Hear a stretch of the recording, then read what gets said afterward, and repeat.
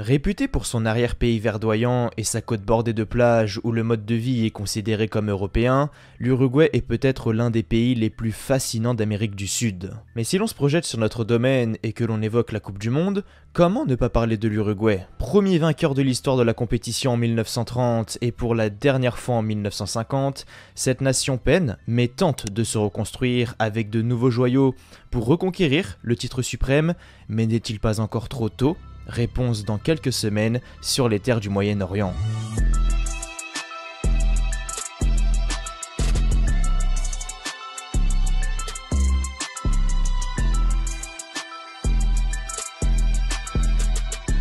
Dernièrement, quand on me parlait de l'Uruguay, je pensais à un joueur en particulier, c'est Diego Forlán, parce qu'à l'époque, il m'avait énormément marqué. Qu'est-ce qu'il était fort, bordel. Et en me renseignant, notamment pour la réalisation de cette vidéo, je me suis rendu compte qu'il y avait pas mal de talents individuels côté Uruguay et j'avais totalement oublié que ces joueurs-là étaient de nationalité uruguayenne. Je sais, c'est un petit peu bizarre ce que je suis en train de vous dire, mais vous allez comprendre et vous allez voir que, à mon avis, je suis pas le seul dans cette situation. Mais malgré son réservoir de talent, est-ce que l'Uruguay peut remporter cette Coupe du Monde 2022 au Qatar? Et comme d'habitude, on va diviser la vidéo en 4 parties. Vous pouvez le voir juste ici. La liste des 26, la composition et le style de jeu, les 3 joueurs à surveiller et enfin la conclusion où je vous donnerai comme d'habitude mon avis sur la nation, mon prono final, etc. etc. Cette équipe de l'Uruguay est actuellement coachée par Diego Alonso. En effet, anciennement, c'était Oscar Tabarez qui a malheureusement été licencié en 2021. Et je dis malheureusement car c'est un homme qui a beaucoup apporté au football uruguayen. Si aujourd'hui le football uruguayen en est là, c'est également grâce à lui, donc il faut le souligner. Mais bref, s'il n'y a pas de surprise d'ici le mondial, voici les 26 joueurs que Diego Alonso devrait appeler. Pour les gardiens de but, on aurait Fernando Muslera, Sergio Rocher et Sebastián Sosa. Pour les défenseurs, Diego Godín, Sebastián Cáceres, Leandro Cabreja, Martín Cáceres, Matías Oliveira, Matías Viña, Guillermo Varela, Damián Suárez et José María Jiménez. Pour les milieux, Manuel Ugarte, Lucas Torreira, Federico Valverde, Rodrigo Bentancur, Nicolás de la Cruz, Georgian de Arrascaeta et Agustín Canobio. Et enfin pour les attaquants, Edinson Cavani, Facundo Pellistri, Brian Ocampo, Darwin Núñez, Martín Satriano et Luis Suarez. Est-ce que ce que j'étais en train de vous dire en intro est en train de vous revenir? Est-ce que vous vous souveniez que l'Uruguay possédait des joueurs comme Muslera, Godín, Jiménez, Bentancur, Valverde ou encore Núñez? Moi perso pas du tout. Bon après Suarez et Cavani, ça je m'en souvenais, mais pour les autres, j'avais totalement oublié. D'ailleurs, il manque un joueur majeur qui malheureusement est actuellement blessé et qui ne disputera pas la Coupe du Monde, c'est Ronald Araujo, le défenseur du FC Barcelone, et ça c'est un gros coup dur pour cette sélection, surtout quand tu vois les problèmes rencontrés en défense centrale, et ça on en parle dans quelques instants. Pour la compo, Diego Alonso devrait partir sur un 4-4-2 qui a plutôt bien marché récemment, même si au niveau des choix d'hommes, ça a souvent changé, c'était dur d'établir un 11 type. J'ai l'impression que Diego Alonso ne le détient pas encore tout à fait, mais avec mes recherches, voici la compo probable que j'ai réussi à établir. Dans les buts, on devrait avoir Rocher ou Muslera. En défense, on partirait avec Varela à droite, Godín Coates dans l'axe et Oliveira à gauche. Au milieu, Canobio, Bentancur, Valverde et de la Cruz. Et enfin, le duo d'attaque composé de Suarez et de Núñez. Donc pour les gardiens, comme je le disais, ça se joue entre Rocher et Muslera. Dernièrement, Diego Alonso est plus parti sur Sergio Rocher qui a plutôt été constant sur les derniers rassemblements. C'est un gardien avec une bonne qualité d'anticipation, avec de bonnes prises de décision, une belle qualité de relance au pied, que ça soit courte ou longue, mais également sur sa ligne où il a réussi à se montrer décisif à plusieurs reprises et qui petit à petit est monté dans la hiérarchie à tel point de dépasser Muslera qui pourtant est un excellent gardien. Muslera c'est clairement le gardien phare de cette nation uruguayenne, donc on pourrait peut-être en cas de surprise le voir aligné à la place de Rocher pour faire parler son expérience en plus de ses qualités. C'est à voir, mais je partirais quand même sur Rocher au vu des derniers rassemblements. Pour la défense, Varela, Godin, Coates, Oliveira devraient être alignés. Et même si ce ne sont pas des joueurs de renom, ça reste des joueurs avec de la qualité, à l'image de Varela, latéral de Flamengo très rapide, très technique, capable de réaliser des dribbles qui font la différence pour ensuite déborder sur son côté et délivrer un superbe centre. Après, bon, t'es au Brésil, championnat où t'as énormément d'espace et où tu peux te permettre de dribbler même en tant que latéral, donc à voir s'il réussira à faire la même chose face à des nations entre guillemets mixtes comme les nations africaines, asiatiques ou encore européennes, mais en tout cas, il a l'air d'avoir donné satisfaction à Diego Alonso, ça c'est sûr. Pour la défense centrale, c'est un contraste un petit peu mitigé, parce que d'un côté, tu as un Godin qui certes est capable d'apporter son expérience, hein, attention à ne pas cracher sur Godin, il a tout de même fait une belle carrière, mais là tu sens que ça commence vraiment à être compliqué. C'est à coup sûr sa dernière Coupe du Monde, il a 36 ans, il joue à Vélez Sarsfield, qui est l'une des plus mauvaises équipes du championnat argentin. En plus de cela, il sort tout juste d'une longue période de blessure, donc c'est selon moi un mauvais choix de l'aligner. Pour moi, il y a Sébastien Cáceres, qui est jeune, bon, et qui pourrait donc assurer la relève, car pour moi... Ouais, Godin c'est fini, et j'ai pas osé le dire comme ça, mais pour moi Godin au très haut niveau c'est terminé, et pourtant à la Coupe du Monde, il sera confronté au très très haut niveau. Donc ouais, j'ai un peu peur à ce niveau-là. Mais de l'autre côté, tu as Coates qui lui enchaîne les matchs pleins avec le Sporting, notamment en Ligue des Champions, donc il est en forme, ça c'est une certitude. Maintenant, la gestion de la profondeur c'est pas son fort, et malheureusement, c'est pas Godin qui va l'aider. Et depuis que j'ai commencé la série, j'insiste souvent sur la complémentarité des deux centraux qui selon moi est extrêmement importante. Pour moi aujourd'hui, si t'as pas deux centraux complémentaires, bon courage pour aller loin dans une Coupe du Monde. Et pour moi, les deux ne le sont pas, donc ouais, pas mal mitigé à ce niveau-là. Et je pense que si c'est réellement cette charnière-là qui sera alignée, elle craquera tôt ou tard. C'est sûr, donc si elle doit s'appuyer sur quelque chose, c'est bien sur ses latéraux, car Varela j'en ai parlé, mais même Mathias Oliveira donne satisfaction, titulaire indiscutable à Naples, il est même assez souvent préservé avant les grands rendez-vous, capable de marquer et délivrer des passes décisives. Il monte également assez haut lorsque son équipe est en possession du ballon pour apporter le surnombre et former un milieu de terrain à 5.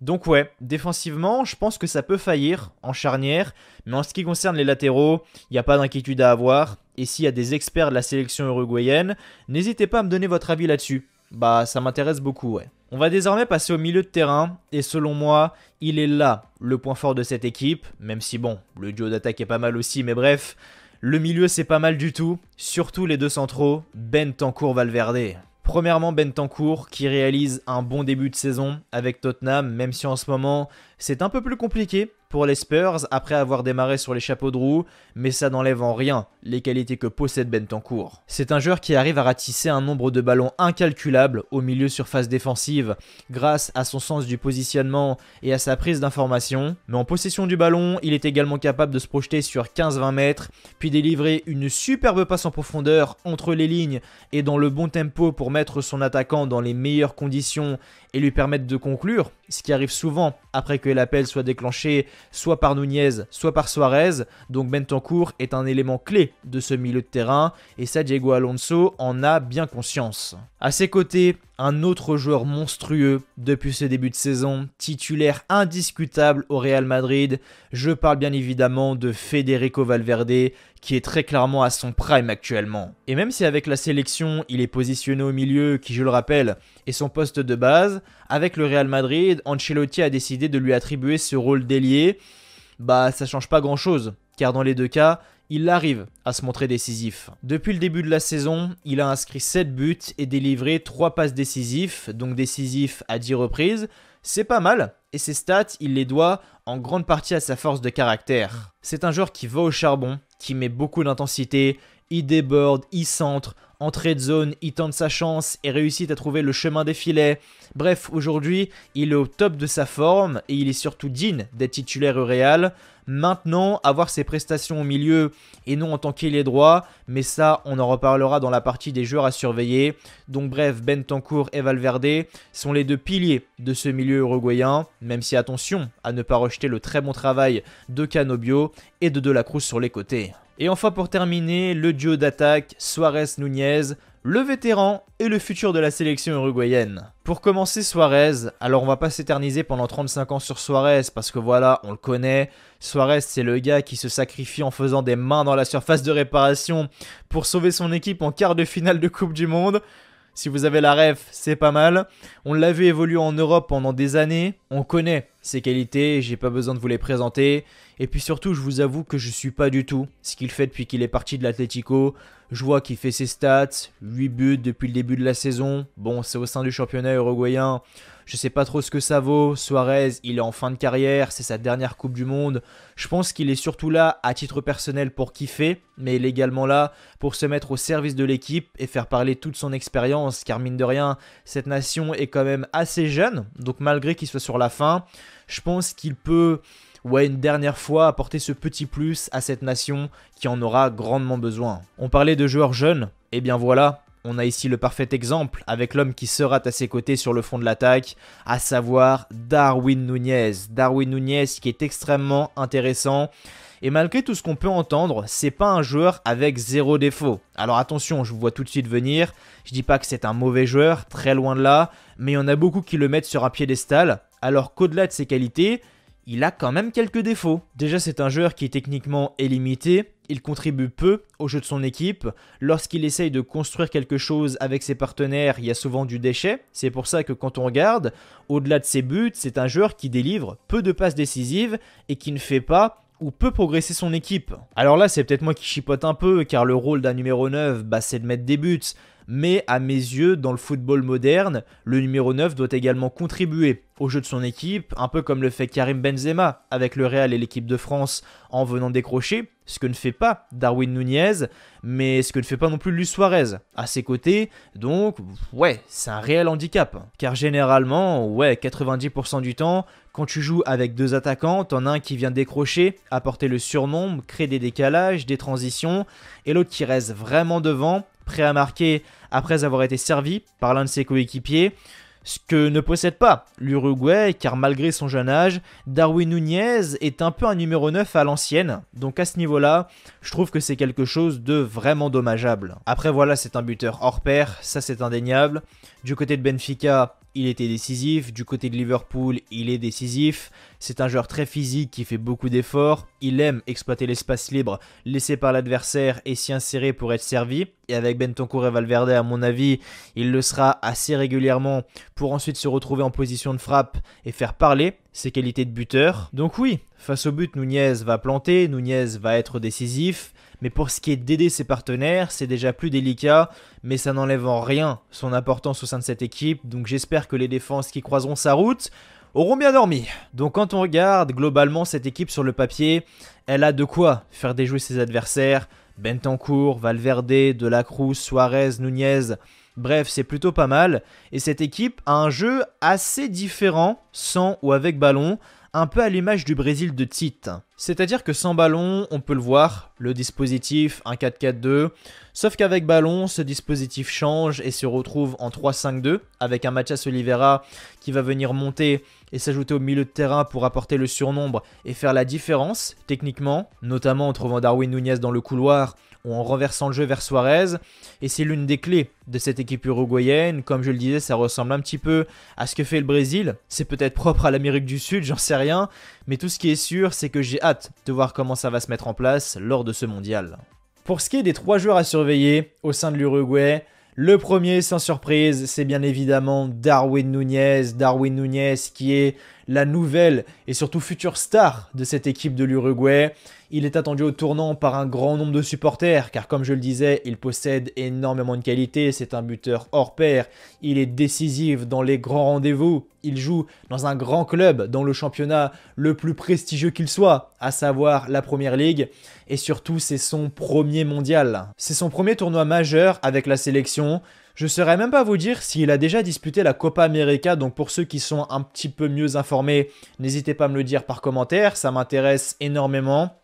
Donc ouais, Darwin Núñez, c'est sa première Coupe du Monde, il a énormément de qualité, donc je l'attends de pied ferme pour voir s'il réussira à confirmer ce qu'il réalise en club là depuis de nombreux mois. Le deuxième, c'est Federico Valverde. Federico Valverde, j'en parlais tout à l'heure dans la partie compo style de jeu, mais c'est pour moi la révélation de ce début de saison. Valverde, ça a toujours été un bon joueur, mais il était considéré à l'époque comme un super sub. Il te marquait quelques buts par-ci par-là, il faisait quelques passes décisives quand il était inspiré, mais ça s'arrêtait là. Là par contre, en ce début de saison, avec le Real Madrid, il est en train de prendre une autre dimension. Il est clairement en train de porter le Real Madrid, il est extrêmement décisif, c'est un joueur hors norme, top player, et j'ai hâte de voir son rendement avec son équipe nationale, même si il occupera un poste différent. Voilà, milieu et ailier, c'est pas la même chose, donc il y a peut-être une incertitude à ce niveau-là, mais ça n'enlève en rien les qualités de Valverde et l'envie de le voir performer lors de cette Coupe du Monde. Donc ouais, Valverde, à surveiller ce petit gars. Et enfin le dernier, c'est Luis Suarez. Alors si je mets Luis Suarez, c'est plutôt comme un symbole plutôt qu'un point de vue sportif. Parce que voilà, Suarez, je m'attends pas à ce qu'il marque 10-12 buts au sein de cette Coupe du Monde. Mais voilà, juste le voir kiffer, jouer avec Darwin Núñez, la relève, le voir profiter, c'est sa dernière Coupe du Monde. Parce que mine de rien, Luis Suarez, c'est un joueur qui est extrêmement important. Et si je le mets là, c'est parce que c'est purement, c'est purement affectif. Affectif dans le sens, pas dans le sens, ouais, Luis Suarez, oh là là, trop bien, c'est mon joueur préféré, c'est trop triste, c'est sa dernière Coupe du Monde. Non, Suarez, c'est pas un joueur que j'apprécie tout particulièrement, c'est pas un joueur que j'admire, que je kiffe, mais ça reste un grand joueur, quelqu'un d'important pour la sélection uruguayenne. Donc pour moi, il mérite d'être dans ce top 3. Donc ouais, pour moi, Núñez, Valverde et Suarez sont les 3 joueurs à surveiller lors de ce mondial au sein de cette équipe de l'Uruguay. Pour ce qui est de la conclusion, iront-ils au bout de cette compétition? Est-ce que 92 ans après, l'Uruguay a les épaules pour aller décrocher le titre suprême? Pour moi, la réponse est non, vous le savez, je pronostique le Brésil. Et puis même, quand on regarde leur groupe au vu de leur effectif, c'est pas le plus simple. Un Portugal, Ghana, Uruguay donc et Corée du Sud, je pense que ça va être juste et ne pas les voir sortir des phases de groupe, ça me choquerait pas, car selon moi, la deuxième place va se jouer sur la confrontation directe entre l'Uruguay et le Ghana. Pourquoi ? Eh bien, tout simplement car selon moi, ces deux nations auront la même physionomie de parcours, à savoir battre la Corée, mais s'incliner face au Portugal. Portugal qui, à mon avis, va faire quelque chose d'intéressant. Le Portugal, malheureusement, on va pas le traiter. Il n'y aura pas de vidéo spécifique comme là avec l'Uruguay, tout simplement parce que le Portugal n'a jamais remporté la Coupe du Monde. Voilà, là il y a l'épisode sur l'Uruguay. Il en restera plus que 2 avant le début du mondial, à savoir l'Espagne et l'équipe de France. Mais bref, là je m'éloigne un petit peu du sujet. Et comme je le disais, selon moi, ça se jouera sur la confrontation directe parce qu'ils seront à égalité de points. En toute logique, l'Uruguay devrait l'emporter face au Ghana, donc c'est eux qui devraient se qualifier, même si dans le football, rien n'est impossible. Mais bon, selon moi, l'Uruguay va passer et terminera deuxième. Sauf qu'en terminant deuxième du groupe H, donc de ton groupe, tu affronteras les premiers du groupe G. Et les premiers du groupe G, c'est qui ? C'est le Brésil. Donc même si par chance, ils terminent deuxième de leur groupe, malheureusement, ils sortiront dès les huitièmes de finale, parce que pour moi, le Brésil va l'emporter. Je sais, ça fait 15 fois que je le dis, mais je préfère le répéter pour que tout soit au clair. Donc si l'Uruguay va entre guillemets se sauver et espérer faire un parcours plus long, le but c'est de terminer premier devant le Portugal, mettre le Portugal en difficulté avec une victoire ou un match nul et essayer d'aller chercher quelque chose. Après, il y a quand même pas mal d'incertitudes au sein de cette équipe de l'Uruguay. Que ce soit au niveau de l'effectif, des choix d'hommes. J'ai l'impression que Diego Alonso n'a toujours pas trouvé la formule parfaite. Maintenant, s'il y a bien une certitude, c'est au niveau du momentum. Vous savez, le momentum, j'y prête beaucoup attention. Et là, l'Uruguay, ils arrivent vraiment rodés. Car depuis que Diego Alonso est arrivé, l'Uruguay a quasiment tout gagné. En 9 matchs, ils n'ont perdu qu'une seule fois. La stat exacte, c'est 9 matchs, 7 victoires, un match nul et une défaite. Donc c'est plutôt positif. C'est pour ça que je les vois sortir du groupe. Mais selon moi, ça sera trop juste pour aller concurrencer le Brésil en 8e. Car pour moi, c'est comme ça que ça va se dérouler. Après, comme je le disais, il peut y avoir des surprises. t'arrives à accrocher le Portugal, tu finis premier, du coup tu tombes pas contre le Brésil, ou alors tu termines deuxième, le Brésil de son côté a un petit peu de mal, il termine également deuxième, donc tu ne tombes pas contre le Brésil, ce qui serait je pense vraiment pas mal, parce que même s'il termine deuxième du groupe, c'est plus dangereux d'affronter le Brésil en phase finale que sur les phases de groupe. Donc voilà, assez compliqué à pronostiquer. Donc moi mon pronostic c'est une défaite face au Portugal, une victoire face à la Corée et une victoire contre le Ghana en phase de groupe. Et malheureusement, ils tombent contre le Brésil en huitième de finale et ils se font sortir par le Brésil. Voilà les amis, c'était tout pour mon prono et pour la présentation de l'Uruguay. N'hésitez pas à me donner votre avis par commentaire par rapport à tout ce que j'ai pu dire, par rapport à tout ce que j'ai pu énumérer. Est-ce que vous êtes d'accord ? Pas d'accord avec moi, et surtout n'hésitez pas à répondre à la question, est-ce que 92 ans après, l'Uruguay peut gagner la Coupe du Monde 2022? Avant de partir les amis, je compte sur vous, n'oubliez pas de lâcher un petit like, un petit pouce bleu, si vous avez aimé ce que vous avez vu, voilà ça vous prend que 2 secondes, mais moi ça m'aide énormément. Avant de partir, n'oubliez pas également, très important, l'abonnement à la chaîne. Si vous êtes un énorme fan de foot, cette chaîne est faite pour vous. La Coupe du Monde arrive à grands pas. On va couvrir énormément de matchs, enfin du moins je vais couvrir énormément de matchs lors de cette fameuse Coupe du Monde avec des débriefs. Donc voilà, tenez-vous prêts, ça va être chaud et ça va être intense. Nous, on se retrouve du coup et bien très prochainement pour de nouvelles vidéos. D'ici là, comme d'habitude, prenez soin de vous. Je vous souhaite comme toujours que du bonheur, que des bonnes choses. Portez-vous bien. Et merci à vous d'avoir regardé cette vidéo. Allez, ciao, bye bye.